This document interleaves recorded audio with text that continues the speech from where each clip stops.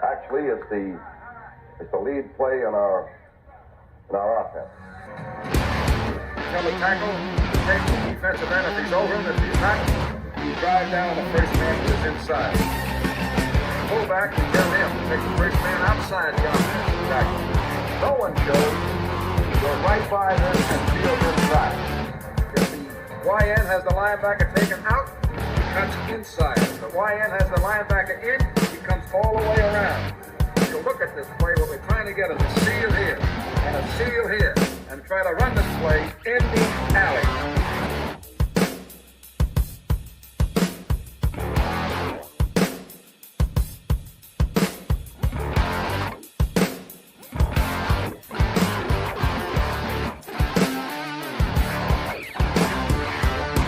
Hey, what's up, gang? Welcome into Packers Total Access. My name is Clayton. You can check us out on Packernet.com. You can find me on Twitter at Packers_access. We're joined alongside a special guest today.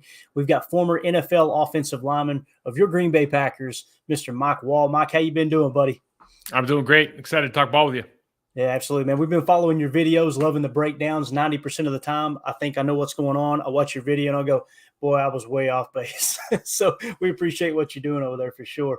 Let's just kind of dive right into it, Mike. I want to get your take on this offensive line. You know, I know it's early in the season, just 2 games in, and wanted to kind of get a quick evaluation. What have you seen on tape? And we'll just kind of go position by position, if that's okay with you. Sure. Starting on the left side, left tackle, how do you feel like Bach has looked? And then obviously they replaced him with Rasheed Walker this past week. How do you feel like the left tackle position is?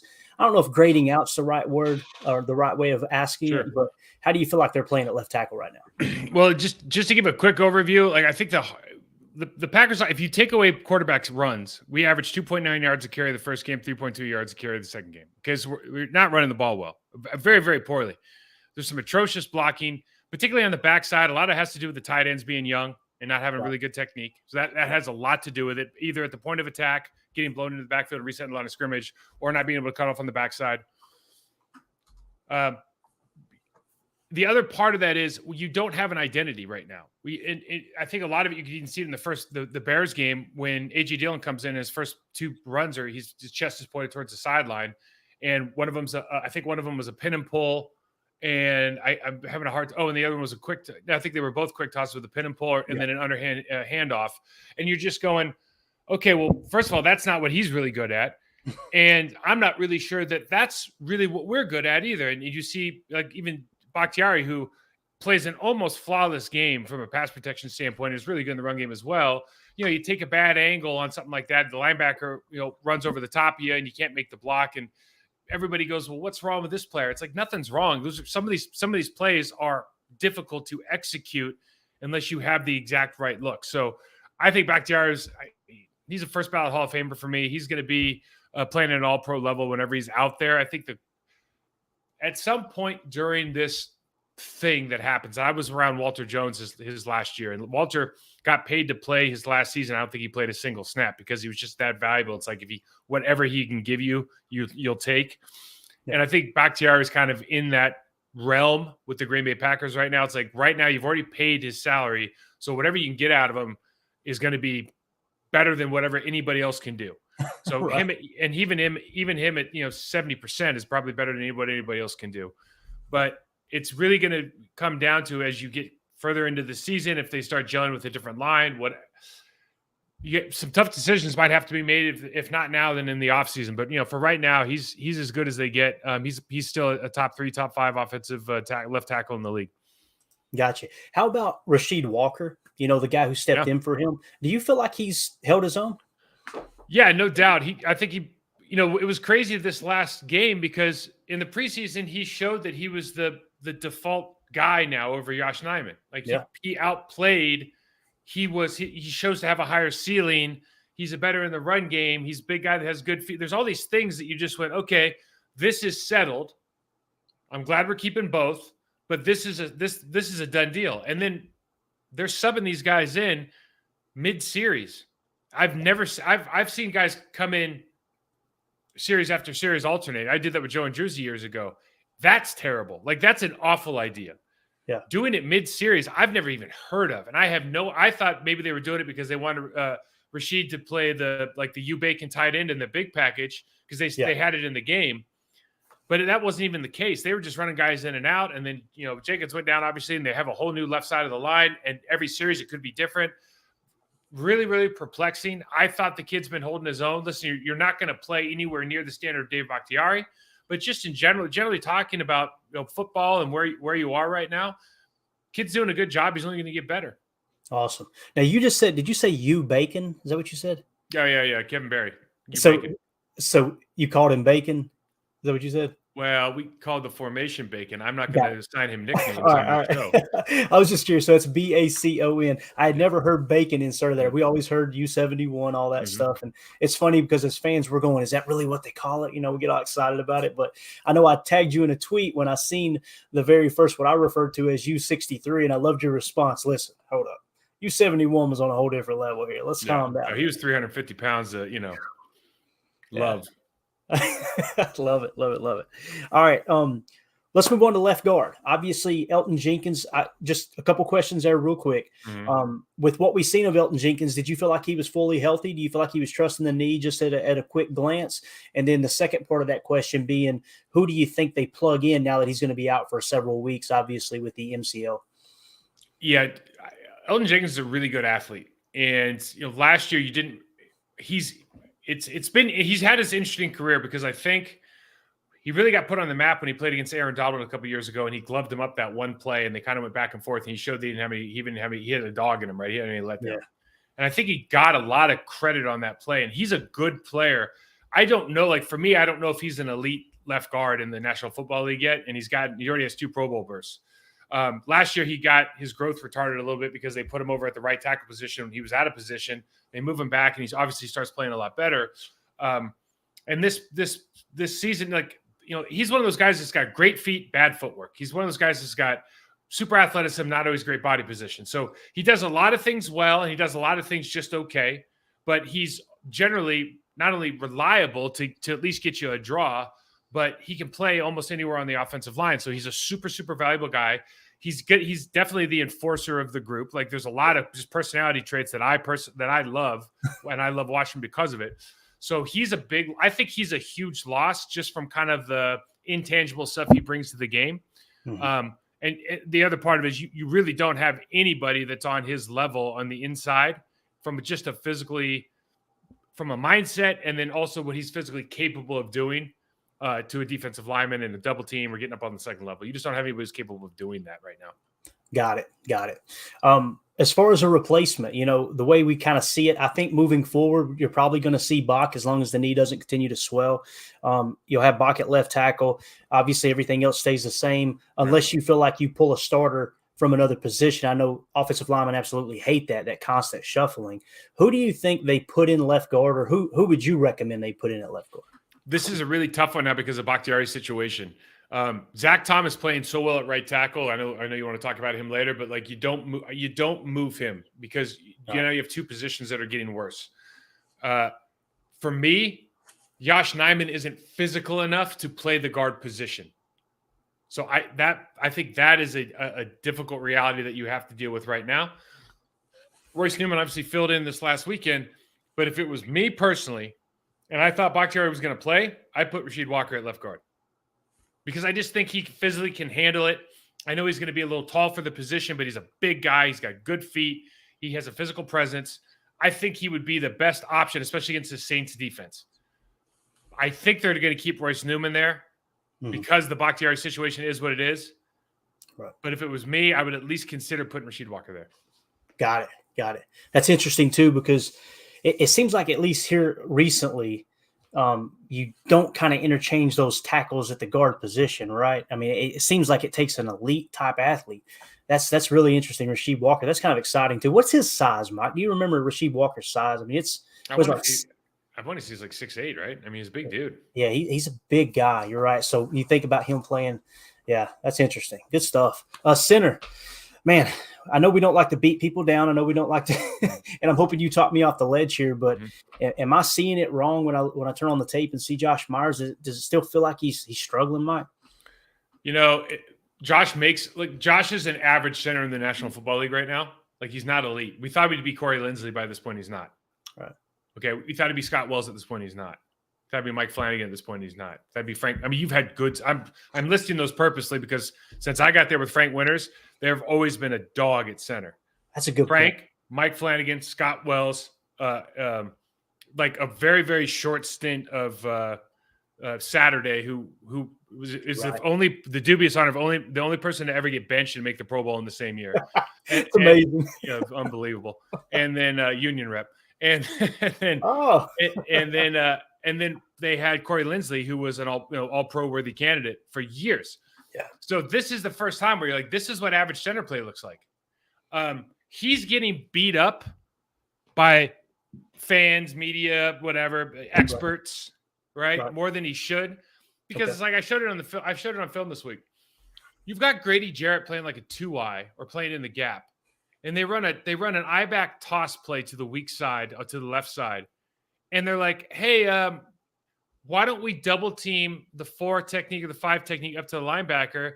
And why don't we just have Josh, you want to snap the ball, take a drop step, and try to take Grady Jarrett out when he's running to his right and your left? Yeah. You know, like that play only works on paper. Like this isn't Nebraska in 1994. Like you can't do that. And so for them to put him in that position, he obviously is going to lose. They get a tackle for loss. And then for everybody to beat up on him, it's like, something's not right here. You have to put him in his wheelhouse. If you have him pulling outside, he gets undercut by the linebacker because he's not good enough to do it. Don't have him pull. Right. When he gets beat underneath in the Bears game and AJ gets a tackle for loss, don't have him pull. Now, when he gets beat in the Bears game on the first play of the game and Aaron Jones gets tripped up on him, dude, you got to be better, right? You got to be better. Like they don't have anybody over there that's a real dog. Like you got to be better than that. You got to be able to at least maintain the line of scrimmage. So from a physical standpoint, he has all the tools, and you could just tell. It seems to me, whether it's the pre-snap stuff, whether it's the snapping. I mean, they're putting him in some precarious situations. By the way they motion that tight end, they're like snapping the ball right before or after the guy gets. Yeah. There's some stuff in the game. You're just like holding your breath every time that he goes across in motion. But you have to put a guy like that in situations to be successful. And then if he's not successful, you have to get him out of the game. But you can't continually put him in situations where he might not be physically capable of doing something. And then everybody going like, he's not playing well. I just don't think it's right. That's a good point. It's a good point. And I'm telling you right now, every time they use that motion, the tight end motion, I cringe. It doesn't even have to be tight end motion. It could be, your fly or your Z, whatever. But it's like we're already struggling to snap to a brand new quarterback. And now you've got all of this going on behind them, the timing, everything. I'm glad I'm not the only one that kind of shakes up a little bit. But all right, so we need to back off the throttle a little bit on Josh Myers and really dig into what are they asking him to do. Because I'll be honest, Mike, that Week 18 game against Detroit last year, watching that tape, especially on the All-22 and the box cam, it's like I felt like they were asking the linemen to do things that weren't. I mean, I don't want to say they weren't possible, but like you said, it didn't really play into, hey, here's their strength. And as a former offensive lineman, how do you feel about the pin and pull stuff? Would you much rather be straight on, or how do you feel? I feel like a good lineman's good at everything, but you got to teach it. A good line, when they're we're an outside zone team, we're a gaps, dude. A good line's good at everything. I hate that analogy, right? But you got to teach it. And I'll just tell like all your listeners, this stuff literally happens. And I was lucky because we had Mike Sherman as a coach in Green Bay. Mike Sherman's a line coach. Right. So if we went in there and we're like, hey, Mike, we've earned your trust. We can't make this block. Like just because you drew it up on paper doesn't mean we can get there. Don't run it. They'll take it out. I've been in places where, they mark it up on the film and you raise your hand. Line will raise your hand and go like, I literally can't run over and block that guy. I'm not going to block him.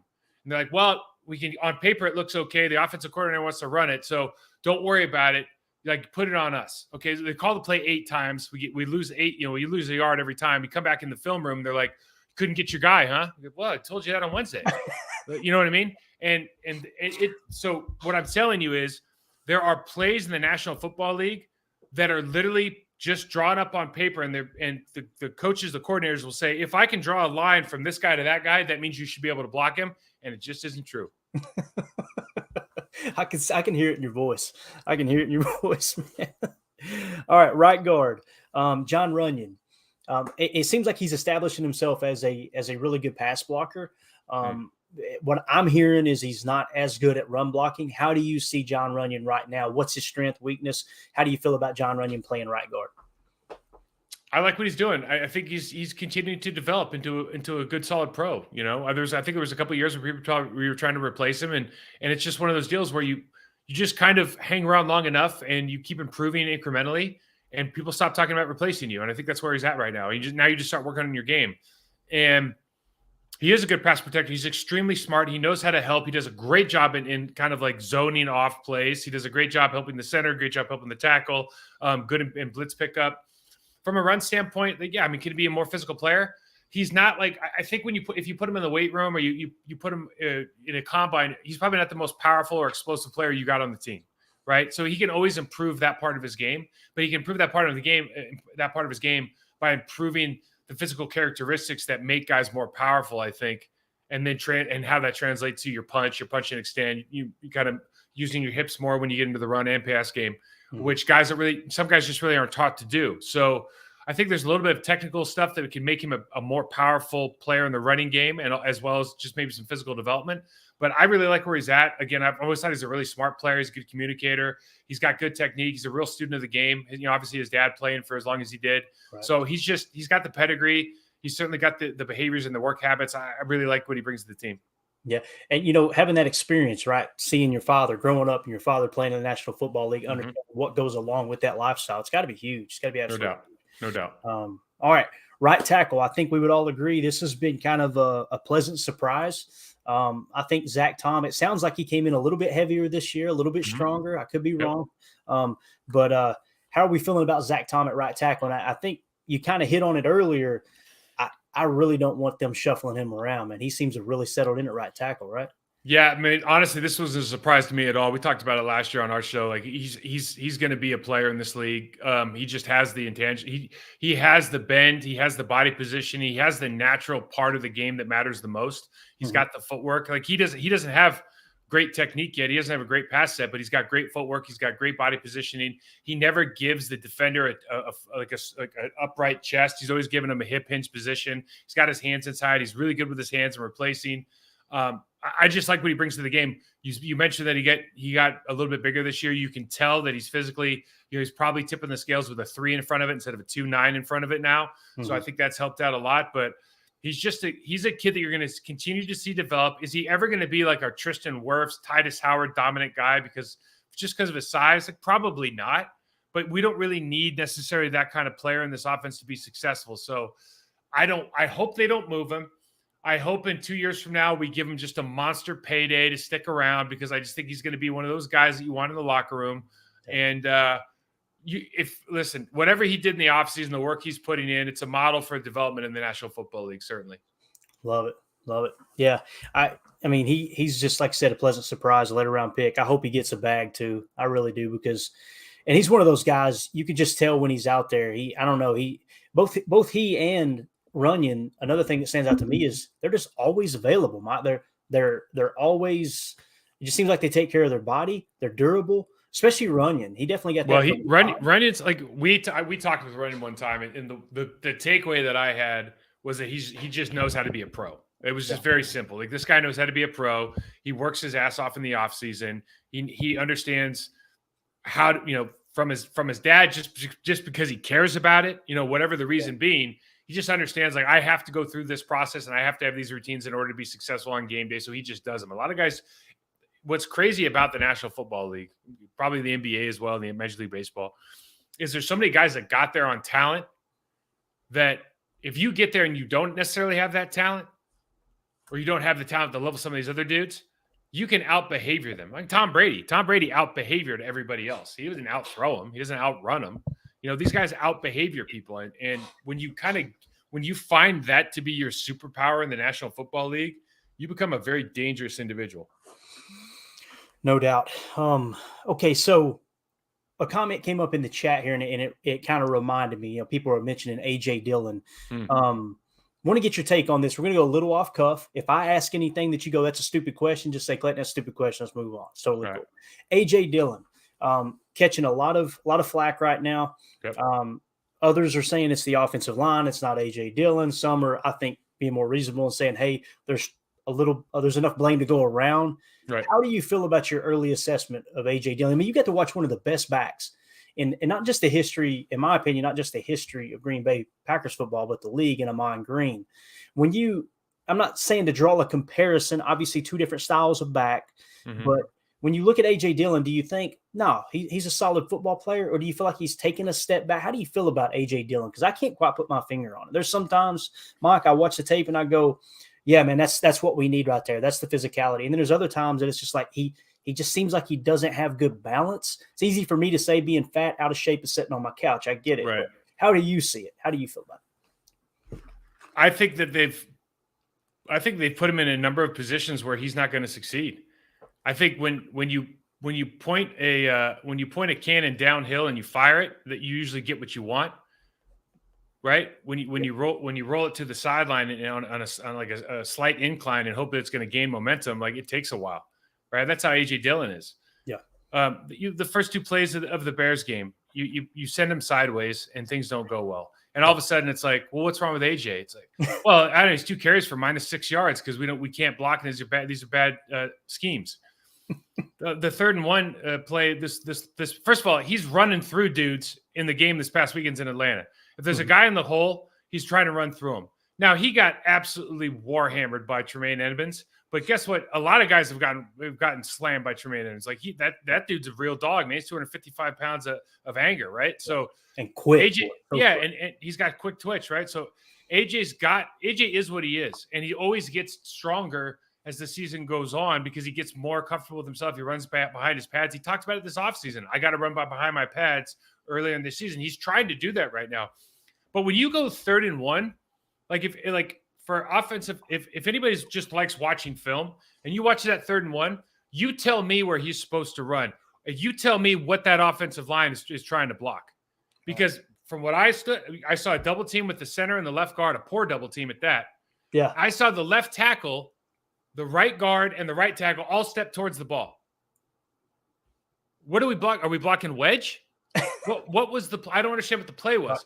They just ran a quick end down linebacker around game that everybody in the world runs, easy to pick up, but because we're catching in the hole and resetting the line of scrimmage, DeGuara, whoever the fullback was, is taking it on the chin.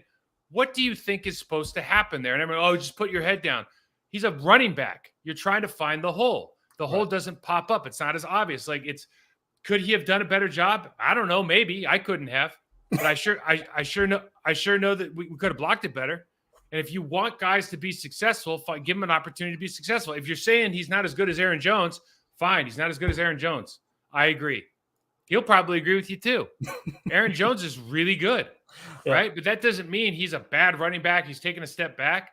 If you don't put him in positions to be successful early in the game, you don't expect guys to have success. That's how this league goes. It's too hard. Got it. And if you're talking about the play where he stumbled in the backfield, when I first watched the tape, Mike, I was like, my God, he's tripping over his own feet. Like not watch the tape, but when I seen the game live, that was my initial impression. I go back and watch it, and I believe it was Royce at left guard. If I remember correctly, he was at left guard. I think that was Royce. But it's like, for whatever reason, he doubled the nose and then tried to turn 180 degrees. Well, they ran a game, so they doubled the nose. He's got to come off. But if you turn, like offensive line 101, right? If I turn my shoulders, if I'm trying to block you, you're coming down right here, and I've turned my shoulders this way, and now I try to come all the way back over here and turn my shoulders this way, I'm not very strong. It made no sense. Right. Well, it's a technical. So this is my point. This is my point last year. There's technique issues that we fail on because our footwork's not very good. Okay. And then it ends up translating that we're telling A.J. Dillon that he's not hitting the hole hard enough. Right. Where it's like the guy in front of you has to do his job for you to do yours. There's very, very few skill position players in this league that can just go, I don't really need you to be successful. Like, I'm so good. We just saw one. Bijan Robinson. Yeah. Bijan Robinson doesn't need anybody to be successful. He's not on our team. Right. You know what I mean? So you have to understand, like, Tyler Algier didn't rush for 6.5 yards a carry. He rushed for less than 4. Okay. Yep. It was better than what we did, but he rushed for less than 4 because their offensive line isn't that great at run blocking. Okay.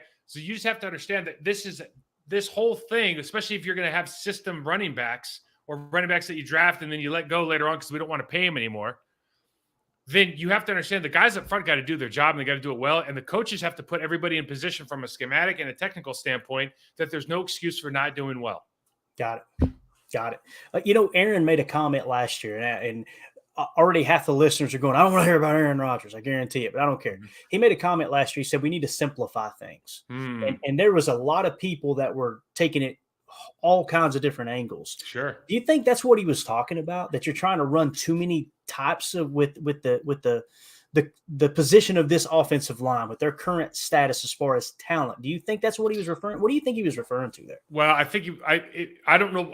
I wouldn't put it with the offensive line necessarily, but if you're asking me, do I think that running a jet sweep on 4th and 1 or 3rd and 1? Do I think that starting the game and running pistol the whole game? Do I think that running against their base defense when it's obvious that they're going to beat us one-on-one on their base defense, we can run nickel all day and get 2 double teams and their linebackers, like we went about on our show. Like, it's obvious to me that you're not doing maybe what you're best at, and maybe you don't know what you're best at from a coaching perspective yet. Maybe you just don't know.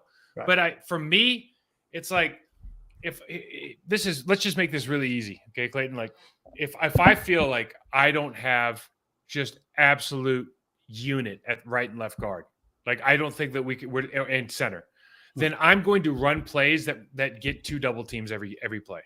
I'm just going to base my whole thing like we're going to get 2 double teams, right? Or we're going to run a gap scheme where we're going to pull one of the guys, we get double teams on the other side, right? But that's what we're going to do. And we're going to try to vertically move those people off the ball. And especially like last week, if the Falcons linebackers who love to shoot gaps, if they're going to do that, it plays right into our hands as long as we can block backside. But we didn't do it. You know, it's like it's right there on tape. You know, if you go back and watch our Thursday preview show, it's right there on tape. But they didn't do it because they got some other stuff they want to take care of and they want to set up the passing game. And it's always been like, do you want to set – a lot of coaches will say, and I don't know if this is true about Matt and the Packers staff, but a lot of coaches will go, oh, we got to run this to set up our passing game. And it's like, dude, you don't have a passing game right now. Here's the deal. Jordan Love's playing really well, but he threw for like 130 yards, 150 yards, something like that. Like, and he's doing really well and we're happy for him. But you probably want to establish, if you think your offensive line is a strength in your team, if you think Aaron Jones, A. Jones are the veteran running backs are a strength in your team, you probably want to base everything around that and then go, okay, this is how we're going to run these routes in accordance with these looks to really make it a dual threat situation, not the other way around. I don't quite understand. I think that's what Aaron's probably talking about. Gotcha. And that makes sense. And it kind of goes hand in hand with another question I was going to ask you, and then we'll have one more and we'll let you get out of here. I was going to ask what kind of run game do you think this current offensive line is built for? And as you talked about, you're trying to get double teams. The thing that came to mind for me, vertical displacement, I thought duo. Is that correct, or do you think no? Here's what they will probably be the best approach as far as a block. Yeah, you could run your double stuff. I mean, listen, here's kind of where you're sitting, right? You've got this all-pro David Bakhtiari, but he's not like a road grader, but he's good at everything, right? Right. You've got Elton Jenkins, where if you double team with Elton Jenkins, he can move people off the ball. Josh Myers is the same. You can move people off the ball. You've got Zach Tom, he's got the best footwork on anybody on the offensive line. So if you put him on backside Bs, you put him on double team, he can do all of that work, right? He can put in work with, and John Runyon Jr., they can do doubles. Here's what you don't have. You don't have a tight end on this football team that can block, right? And I'm just saying, like, that you could consistently block. You see the backside of these games. We got beat on the backside. We got beat on play side with the tight ends. I mean, Cam Jordan, the Saints guy, and Carl Granderson versus these tight ends in the run game is going to be eye-opening if they put them by themselves. Okay, because Cam Jordan's a real deal now. Yeah. All right. So you have to find these situations where you need to develop these guys. You need to put them not only in that split flow, hipped off look. You need to put them in situations where they're running trays, they're running outside looks, they're running. Maybe they have to man up one-on-one every once in a while. And Luke Musgrave's game for it for sure. You just got to get better at it. Like I'm not putting these guys down because I really, really like the way they're playing. You like that they're trying to develop into a complete tight end. So I'm not putting them down at all. It's just this is the state of where we're at right now. Sorry about the camera. That's all right. So you have to put yourself in a situation where listen, if I'm going to run like a 12 personnel or a 21 personnel situation, one of those guys has to be in the backfield because we need a lead blocker because that's harder to defend because these guys don't know how to do it. But you really can't rely on both guys being at the point of the attack and backside from a tight end perspective unless you can get doubles on at least one of them, right? Yeah. So I'm thinking like stay in nickel as much as you can. If you want to go into your base defenses, I just think for me personally, with this team, if you get against a 3-4 defense like we did last week, I just don't think you have enough guys that can win one-on-one blocks. And that's why I would try to stay away from that stuff. If you want to pin and pull, if you want to do doubles, you want to run gap, I think these guys are athletic enough to run anything. You got to rep it. You got to practice it. You got to make it the main focus of the week. Like on Wednesday, I'm getting off topic here, but no, it's roll. I was talking about this on another show. The best weeks that I was part of a football team were on Wednesday. You walk in. And Mike Sherman would be up there, Rosley, whoever, right? Whatever team I was on. And they'd go, this is how we're going to beat this team. Like, here are the good players on that team. Here's what they run, blah, blah, blah. Here's how we're going to beat them. We're going to run we're going to be this kind of team. We're running these plays. We're going to run our bread and butter. We're going to go do something different. Like sometimes I remember Tampa Bay, hey, they get into this look and this defense. We're going to run 98 handoff solid. We're going to make a niner call, and it's out the gate. And and if they make an adjustment, we'll make an adjustment, right? So we go down to Tampa, and we probably got 200 yards on one play because you just go, we're just going to run this. We're going to get in this formation. If they do this, we're going to run here. If they do that, we're going to run there, right? And we don't need to be all this cutesy stuff and all this, get really good at running basic stuff in this sport. Get really good at that's why Zach Tom's having success. He's just better at footwork than everybody else. It's not rocket science. That's what I think of every time I watch him play. I think of what you said a few episodes ago. It all comes back to footwork, the fundamentals, right? So, but from a player standpoint, you want that confidence of like, okay, I know I'm going into this game. I know exactly how I'm going to beat these guys from a global standpoint, from a coaching standpoint. Now I can focus on how I'm going to beat my guy from an individual standpoint, right? That's the game. And if you're going in there going like, well, I don't know if we're going to run this, that, the other. We're going to go to drop back. We're shotgun the whole game. We're going to run 3-step. Like, you got to have some confidence in doing something. And I don't know if they can have that if your playbook's 300 plays long. Right. Honestly, Mike, it sounds like we need to simplify things just a bit, as one player once said. All right, last question for you. This has been kind of an interesting topic. Conspiracy theories have launched all across Packer Nation with this whole turf conversation, right? Some people are suggesting that Bach decided to sit out because it's a turf game. Matt LaFleur came out and said, no, his knee's injured. It was swelling. And then, of course, he lashed out at the media, and I think rightfully so. I mean, when someone asks you the same question 3 times in a row, sooner or later, you got to go shut up, Right. But turf, you get to play on this same style of turf, right? You get to play on some of the old turf, the old concrete turf too, I'm sure. But do you think that how do you feel about turf? I'm just going to leave it an open platform for you. How do you feel about turf? Should they replace it with grass? What's your stance on that? Turf's a detriment to player safety. It always has been. There's a number of reasons about it. The one that people don't talk about that I'll just bring up quickly is because of the compression of turf when you work on it, your muscles get more tired. In other words, like all your decelerations, like your eccentric movements. So if you think about your muscles, you get more tired with eccentric movements, right? Like they put more like all the slowing down, all of that puts more pressure on your muscles. When your muscles stop, when your muscles get tired, what happens is your firing rates get off, right? And the way my muscles fire when I'm trying to make my legs move, it's off now. It's not as good as it should be. And that's how people get hurt. That's why people get hurt. And so it's been proven. They've done studies on it. The NFL, for whatever reason, they're going to do it for the World Cup. They're not going to do it for our players. It's an atrocity. It is a real thing. If he is saying like, I'm not want to play on turf because my knee swells up or I can't finish the game, you can't blame him. Right. Gotcha. I agree. Completely agree. It just makes no sense why you don't just make that switch to grass. And if it does come down to the dollar, my goodness, man, we see how much money these owners are making and the money that's being generated on the joints of players. It's just it's a fascinating conversation for sure. And as you were describing how the muscles get fatigued with that little bit of springiness, go jump on a trampoline, right? Your That's muscles it. are going to, it's that just maybe a little bit minimized. But Mike, you're the best, dude. I can't thank you enough. Every time you come on here, I learn something. I know we get awesome feedback from our listeners. Love what you're doing over at Process to Perform.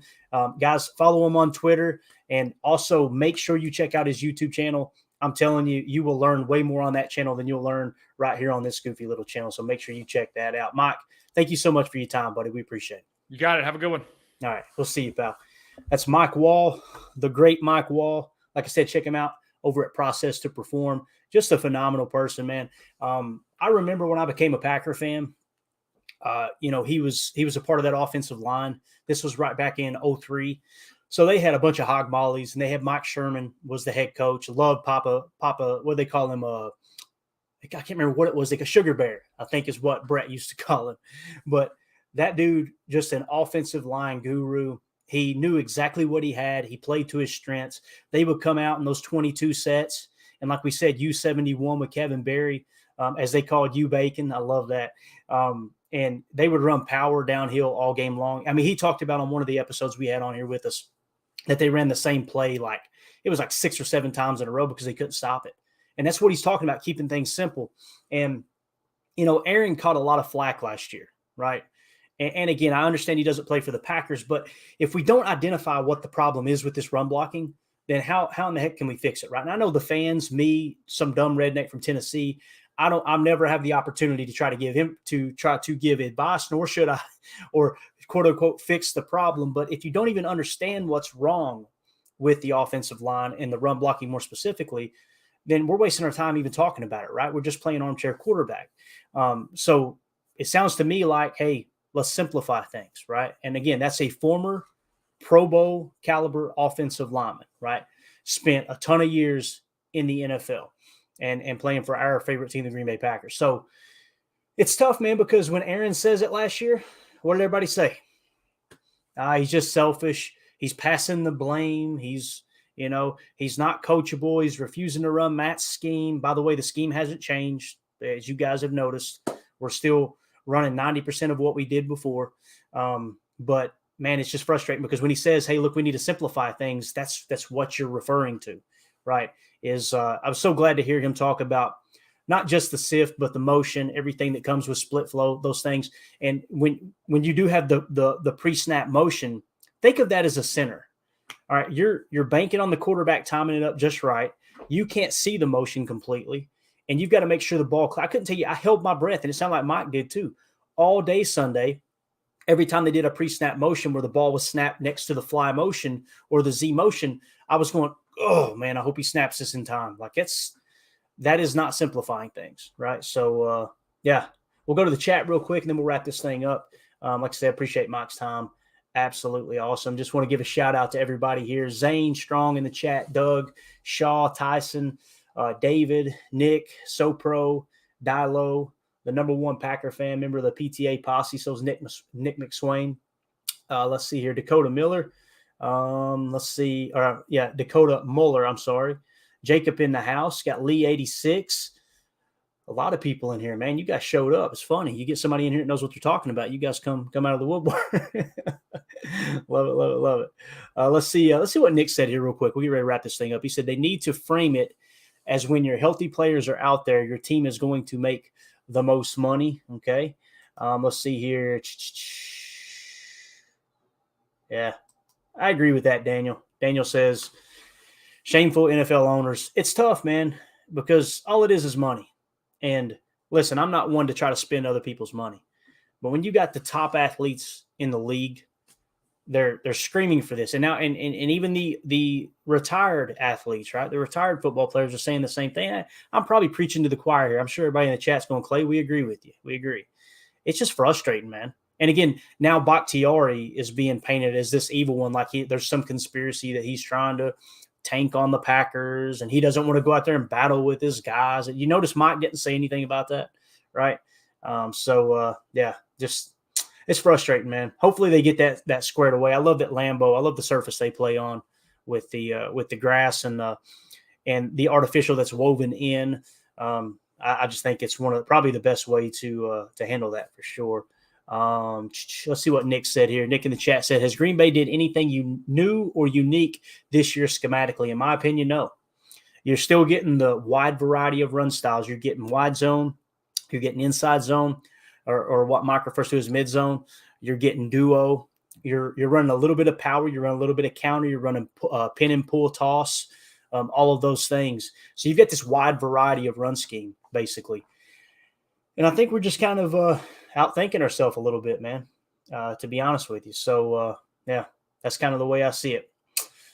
With that being said, let's get out of here. We've rambled enough.